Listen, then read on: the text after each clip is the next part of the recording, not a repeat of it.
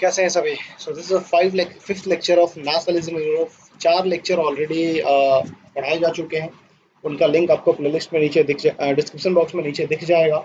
Last जो lecture था उसमें हमने बात की थी नेशनलिज्म इन यूरोप का। ये जो चैप्टर है हमारा टॉपिक, इसमें हमने बात की थी unification of Germany and unification of Italy. इसके बारे में हमने देख लिया था। And today we are going to talk about the strange case of Britain. Britain की अजीब दास्तां। ऐसी क्या हो गई थी भाई? मतलब ऐसा क्या दास्तान था ब्रिटेन का? So we are going to see this thing in this topic here only. Okay, let's check it out. क्या हुआ था ऐसा? तो देखो, ब्रिटेन की अगर कहानी की बात करें तो मतलब बहुत सारे लोग मानते हैं कि it was a perfect nation state. But कई सारे ऐसे लोग थे, कई सारे ऐसे हिस्टोरियन है जिनका मानना है कि नहीं भाई, ऐसा कुछ नहीं हुआ था। हर कंट्री का, हर चीज का अपना एक इतिहास है। वैसा ही ब्रिटेन का भी एक इतिहास रहा है। तो हम ब्रिटेन की बात करें तो ब्रिटेन मतलब एक कंप्लीट नेशन स्टेट था नहीं एक्चुअली। यहाँ English, Wales, Scot, Irish, different ethnicity के लोग थे, है ना। जैसे इंडिया की बात करें तो हमारे यहाँ भी what we have different kinds of different religion follow करने वाले लोग हैं, अलग अलग लैंग्वेज बोलने वाले लोग हैं, उनके ट्रेडिशंस अलग है, कल्चर्स अलग है। You can see all this things here gradually develop into a nation state. और हमने इन सबके साथ यूनिटी के तौर पर मतलब एक साथ यूनिटी के मतलब मिलजुल के रहना सीख लिया, है ना। इन द सेम वे ब्रिटेन के साथ भी ऐसा ही होता है। अब बस ब्रिटेन का केस ये था कि यहाँ जो इंग्लिश जो लोग थे वो काफी अमीर थे, है ना। भाई साहब, इनके पास पैसा बहुत था। और जैसे जैसे इनके पास पैसा आया, इनका पावर भी बढ़ते गया। और ये जो है अपना इन्फ्लुएंस, है ना, ये आसपास के जो आइलैंड कंट्रीज थे उसके ऊपर वो अपना फैलाना शुरू करते हैं अपने इन्फ्लुएंस को, है ना। जो ब्रिटिश पार्लियामेंट थी जिसने 1688 में, ये इंपॉर्टेंट है ना, कि ब्रिटेन में क्या था, मोनार्की। जाहिर सी बात है कि in the beginning most of the countries had monarchial form of government. The same thing was there with Britain as well. तो 1688 में क्या होता है कि ब्रिटेन इंग्लैंड की जो पार्लियामेंट थे उसने राजा से कहा, महाराज जी, आप अकेले शासन करने का समय हुआ समाप्त। आप जो है अपनी पावर्स जो है, आपकी जो भी शक्तियां हैं, आप हमारे हमारे आप हमारे हाथों में दे देंगे, है ना। ये जो आप 16 का डोला 46 की छाती लेके घूमते हो, ये अब आप इसको 12 का डोला कर दो, है ना। तो दिस वाज द केस। तो 1688 में ब्रिटिश पार्लियामेंट जो है मोनार्की की पावर्स को अपने हाथ में ले लेती है। अब ऐसा नहीं था कि ये बहुत आसान था, कॉन्फ्लिक्ट हुआ, है ना। जाहिर सी बात है, कॉन्फ्लिक्ट हुआ। बट अंत में राजा जो है इस चीज के लिए अग्री कर जाता है। यही वजह है कि देखो आज अभी भी long live the king and long long live the queen का नारा लगता है इन ब्रिटेन, है ना। फिर अब ये चीजें हो जाती हैं। 1707 में इन्होंने एक एक्ट लाया, एक्ट ऑफ यूनियन। इसके थ्रू इन्होंने स्कॉटलैंड के साथ समझौता किया और स्कॉटलैंड को अपने साथ मिला लिया, है ना। दो दिल मिल रहे हैं मगर चुपके चुपके। लेकिन अब किसे पता था कि मतलब इंग्लैंड जो है बेवफाई कर देगा। तो यूके का फॉर्मेशन होता है, ये जो दो दिल मिलते हैं बनता है यूनाइटेड किंगडम का फॉर्मेशन होता है। बट इंग्लैंड कहता है कि हम तो हमेशा से ही बेवफा थे, है ना। इसने क्या किया, स्कॉटलैंड के ऊपर अपनी डोमिनेंसी दिखाना शुरू करता है। स्कॉटलैंड के लोगों को बोलता है कि तुम्हारी जो लैंग्वेज है गैलिक लैंग्वेज, तुम वो नहीं बोलोगे, है ना। तुम्हारा जो नेशनल ड्रेस वगैरह है वो तुम नहीं पहन सकते। You would have seen skirts and white shirts and all those things Scotland के लोगों का, है ना। उन्हें उनके घर से भगाया जाने लगा। ब्रिटेन में क्या थे, प्रोटेस्टेंट लोग थे। क्रिश्चियनिटी जो तो है दो पार्ट में बटा हुआ, प्रोटेस्टेंट एंड कैथोलिक्स। अब यहाँ क्या है, मतलब धर्म के ठीक उदाहरण ने हमेशा ही अपने जरूरत के हिसाब से रिलीजन को बांट दिया। क्रिश्चियनिटी बिगिन और इसको इन्होंने दो भाग में बांट दिया। इन the same way you will C Buddhism. Buddhism भी काफी सारे पार्ट्स में बटा। बुद्धिज्म जो शुरू में किसी भी तरह का मतलब आई मीन कॉम्प्लिकेशन से दूर रहना चाहता था। यू विल सी की मूर्ति पूजन and all this things, it was quite far away from that thing. And you will सी की आज जो है मैक्सिमम लोग इसी चीज को फॉलो अप कर रहे हैं। तो मतलब जरूरतों के हिसाब से लोगों ने धर्म को बदलते, तो लोगों ने धर्म को बदला अपनी जरूरत के हिसाब से। Same thing was happening with Protestants and Catholics as well. So यहाँ भी क्रिश्चियनिटी वाज डिवाइडेड। अब क्या था कि स्कॉटलैंड में कैथलिक्स ज्यादा थे, है ना, और इंग्लैंड में प्रोटेस्टेंट, ठीक है। तो प्रोटेस्टेंट ने कैथलिक्स के ऊपर इस तरह की काफी मतलब जोर जबरदस्ती की, उनके साथ काफी अन्याय किया, है ना। इन लोगों ने जब भी कैथलिक्स लोगों ने या फिर स्कॉटलैंड के जो लोग हैं, इन्होंने जब भी प्रोटेस्ट करने की कोशिश की उसको सप्रेस कर दिया गया ब्रिटिश गवर्नमेंट के द्वारा, है ना, और उनको अपने अंदर मिला के रखा। आयरलैंड की भी यही कहानी थी। आयरलैंड में कैथलिक्स की संख्या ज्यादा थी, प्रोटेस्टेंट का संख्या कम था। आयरलैंड में दोनों रहते थे, ठीक है। यहाँ तो कैथलिक्स ही ज्यादा थे मैक्सिमम, मतलब सबके सब कैथलिक्स ही थे स्कॉटलैंड में। But Ireland was a mixture of both of this. But यहाँ भी कैथलिक्स ज़्यादा थे, प्रोटेस्टेंट कम थे। लेकिन ब्रिटेन प्रोटेस्टेंट कंट्री, उसने एक आयरलैंड के प्रोटेस्टेंट का सपोर्ट किया, बोला कि तुम जो है इनके ऊपर डोमिनेट करो, हम तुमको सपोर्ट करेंगे, है ना। तो कैथलिक कंट्री के ऊपर प्रोटेस्टेंट से डोमिनेट कराने की कोशिश करती है ब्रिटेन यहाँ पे, है ना। और फिर इस चीज़ को मतलब कई सारे लोग जो है आयरलैंड के कई सारे लोगों को ये चीज़ पसंद नहीं आती। आयरलैंड की कैपिटल आप मुझे कमेंट बॉक्स में बताओ।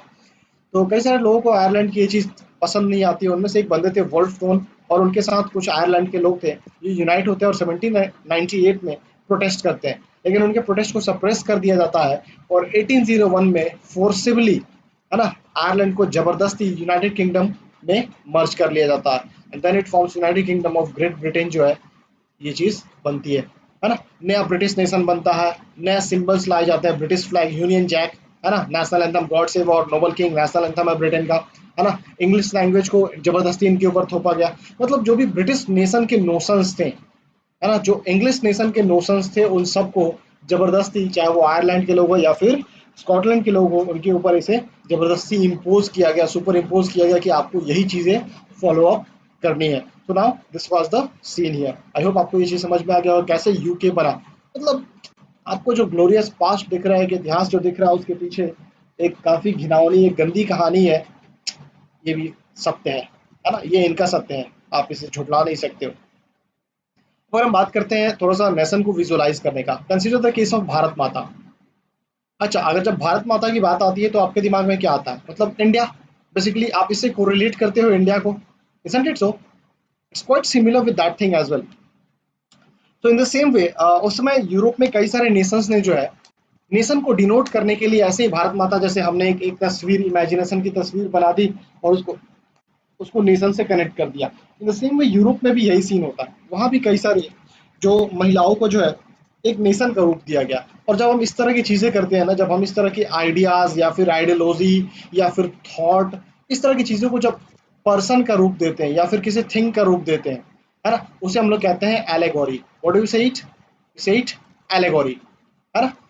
तो यहाँ डेफिनेशन में मैंने लिख रखा when an abstract idea is express through person और थिंग, या फिर पर्सनिफिकेशन ऑफ एन आइडिया और थॉट, यू कैन से किसी आइडिया या फिर थॉट को जब पर्सनिफाई करे या फिर किसी रूप में की कोई रूप दे दे, तो उसे हम लोग एलेगोरी कहते हैं। जैसे ब्रोकन चेन, अगर आपको क्लास 9th का फ्रेंच रेवोल्यूशन याद होगा तो broken chain was what, symbol of freedom, liberty, है ना। तो broken chain is what, it's an allegory. You will C blind folded women, है ना, जस्टिस का सिंबल है। तो वो क्या एलेगोरी हो गया। इन द सेम वे नेशन का भी एलेगोरी बनाया गया। जैसे एग्जांपल के लिए हम लोग लेते हैं फ्रांस में वी हैड मरियान।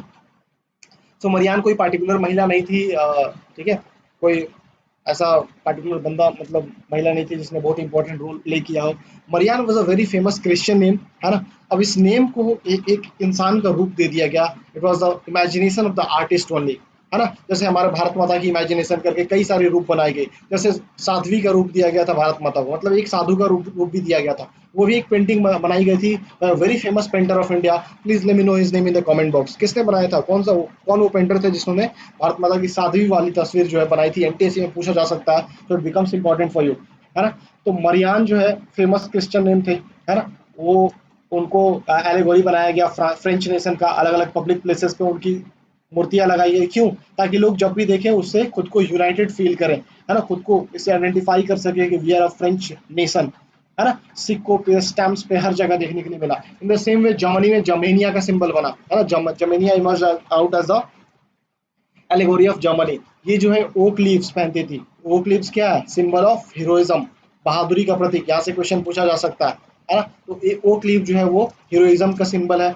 सो ऐसे जर्मनी में भी एलेगोरी बनाया गया। तो इस तरह से फॉलो अप करते हुए कई सारे कंट्रीज ने जो है उन्होंने एलेगोरी बनाया। इवन इंडिया का केस आप लोग ले सकते हो, सबसे बेस्ट एग्जाम्पल रहेगा आपको याद रखने के लिए द केस ऑफ इंडिया, है ना। इंडिया का अगर आप एग्जाम्पल याद रखोगे एवरीथिंग विल बी ओके, तो याद रहेगा।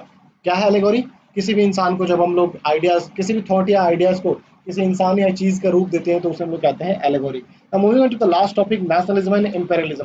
But before that let's know the meaning of some terms. Nationalism, जैसा कि आप सबको मैंने बताया था, रिटर्निंग फीलिंग ऑफ लव और devotion for your own country. आपके अपने देश के लिए जो आपकी जो फीलिंग्स है ना, वही क्या है? नेशनलिज्म है। लेकिन दो टर्म और है, इंपेरियलिज्म और कॉलोनियलिज्म। इंपेरियलिज्म क्या होता है? जब एक पार्टिकुलर कंट्री जो है किसी पार्टिकुलर दूसरे पार्टिकुलर कंट्री के ऊपर कब्जा करके उसकी बाउंड्री को अपनी बाउंड्री के साथ मर्ज कर लेता है ना, कंप्लीटली। अब कहता है कि ये टोटल एरिया है ए, दिस इज व्हाट वी से इंपेरियलिज्म। कॉलोनियलिज्म क्या होता है? जब कोई पार्टिकुलर कंट्री किसी पार्टिकुलर कंट्री बी के ऊपर, है ना, सिर्फ और सिर्फ गवर्नमेंट को कंट्रोल करता है और वहां के रिसोर्सेज वगैरह का यूज कर रहा है अपने फायदे के लिए, वो ये नहीं कह रहा है कि B is part of A, है ना, that thing is known as colonialism. ठीक है, क्लियर? तो चलिए हम लोग बात करते हैं नेशनलिज्म एंड इंपेरियलिज्म का। जब मतलब 19 सेंचुरी के लास्ट क्वार्टर की अगर बात करें तो उस समय कहता है कि अब नेशनलिज्म वाली जो चीज है ना वो ग्रेजुअली इंपेरियलिज्म की तरफ बढ़ रही थी। क्यों? अब देखो, अगर 19 सेंचुरी के पहले का सीन याद करो, 15 century 16 century, we had monarchs, है ना। Take the example of France only. France में क्या था? मोनार्क, लुइस 16 की कहानी अपने क्लास 9 में पढ़ी है ना। Then came Robespierre, then came Napoleon, है ना, doctor directory, and then they were talking about liberty and then democracy and all this things, and then what happened? उसके बाद वो लोग वर्ल्ड वॉर में पार्टिसिपेट करते हैं, कॉलोनियलिज्म। समझ रहे हो? फ्रांस जो है अलग अलग कंट्रीज के ऊपर, इवन इंडिया का भी कई सारे पार्ट्स के ऊपर उसको उसने अपने कॉलोनी बना के रखा था। मतलब जो शुरू में जो नेशनलिज्म का जो आइडियलिस्टिक जो आइडिया था वो ग्रेजुअली क्या हो गया, वो काफी नैरो होते चला गया, है ना। अब सबके अंदर लालच आते चला गया। सब चाहते थे कि मेरी जो अंपायर का जो बाउंड्री है वो और एक्सटेंड हो, है ना, मेरे अंदर ज्यादा से ज्यादा रिसोर्सेज आए, मैं ज्यादा पावरफुल बनूं, मैं ज्यादा स्ट्रांग बनूं, है ना। और इसमें जो बड़ी बड़ी यूरोपियन कंट्रीज थी ना उसने बहुत इंपॉर्टेंट रोल प्ले किया। जैसे एग्जांपल हम लोग यहाँ पढ़ेंगे बाल्कन रीजन के बारे में। तो आपको मैप पे दिख रहा है ये बाल्कन रीजन, है ना। अब जो ये जो बाल्कन जो रीजन है इसके जो लोग हैं कलेक्टिवली स्लैव कहे जाते हैं। क्या कहे जाते हैं? स्लैव। अब बाल्कन रीजन में कौन कौन से कंट्री आते हैं? If you see on the map only here, you will see Serbia, Romania, Moldova, Bulgaria, Macedonia, Greece, Albania, Montenegro, Bosnia Herzegovina, Croatia, Slovenia, है ना। All this countries you will see, ये सब के सब क्या है? बाल्कन रीजन में आते हैं। इन सब के ऊपर सबसे कॉमन जो चीज थी वो ये था कि इनके ऊपर कब्जा था ऑटोमन एम्पायर का, है ना। Ottoman empire was a very powerful empire. But अगर आपको याद होगा ग्रीस के इंडिपेंडेंस की लड़ाई, है ना, the same chapter we had studied this thing. तो कैसे ट्रीटी ऑफ कॉन्स्टेंटिनोपल होता है? कब हुआ treaty of Constantinople? Let me know in the comment box again, मैंने पढ़ाया आप सबको। तो ट्रीटी ऑफ कॉन्स्टेंटिनोपल होता है मतलब वो एक सिंबल था कि ग्रीस एम्पायर जो धीरे धीरे कमजोर हो रहा है ना, उसके वीकनिंग का सिंबल था एक्चुअली इट वाज।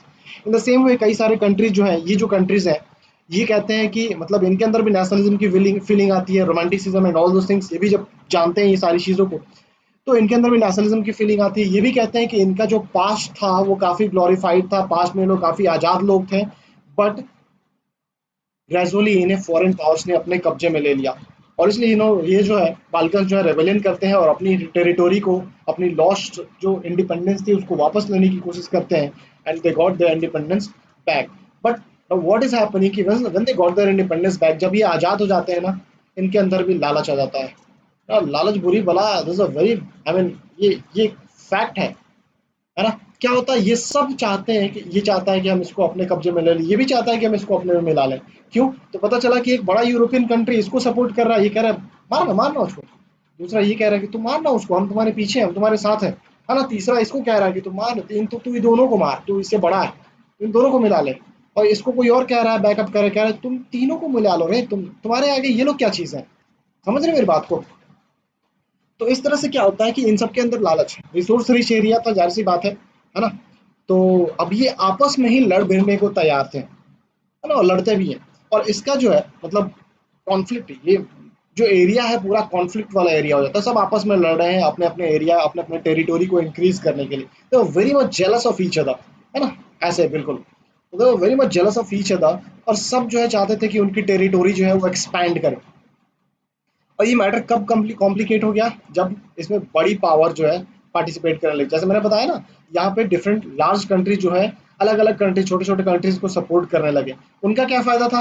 वो इनको सपोर्ट करते, आर्म्स एंड एम्यूनिशन बेचेंगे, है ना, बिजनेस बढ़ेगा, साथ ही साथ इस टेरिटोरी के ऊपर भी उनका ग्रेजुअली कब्जा हो सकता है फ्यूचर में। पॉइंट, इसको अपना एलाई बना सकते हैं, इसको अपना साथी बना सकते हैं, whole lot of things are there. तो इस चीज की वजह से वो जो है इनको सपोर्ट कर रहे थे। इसमें रसिया, जर्मनी, इंग्लैंड, ऑस्ट्रो हंगरी, इस तरह की जो पावरफुल कंट्रीज थी उस समय, ये सब के सब सपोर्ट कर रहे थे, है ना। अब इस वजह से क्या होता है कि सब जो है ना, कई सारी लड़ाइयाँ इस रीजन में शुरू होती हैं। और यही जो है सीन्स जो है, यही जो बैटल्स जो है ना आपस की, जो इनकी जो लड़ाई थी ना,